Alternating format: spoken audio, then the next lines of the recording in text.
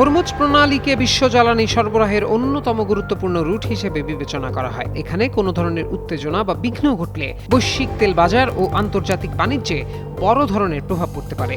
মধ্যপ্রাচ্যে চলমান সংঘাত ও ইরান যুক্তরাষ্ট্র ইসরায়েল উত্তেজনার প্রেক্ষাপটে এই প্রণালী দিয়ে চলাচলে কড়াকড়ি আরোপ করেছে ইরান।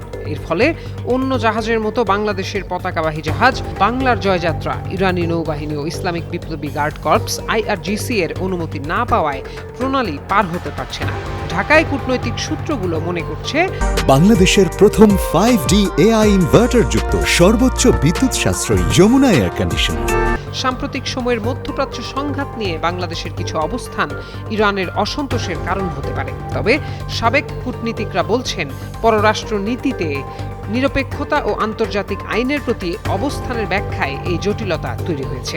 বাংলাদেশ সরকার বিষয়টি কূটনৈতিকভাবে সমাধানের চেষ্টা করছে। পররাষ্ট্র মন্ত্রণালয়ের পক্ষ থেকে ইরানের সঙ্গে যোগাযোগ করা হচ্ছে এবং পররাষ্ট্রমন্ত্রী তুরস্কে এক বৈঠকে ইরানি উপপররাষ্ট্রমন্ত্রীর কাছে জাহাজটির নিরাপদে প্রণালী অতিক্রমের অনুরোধ জানিয়েছেন।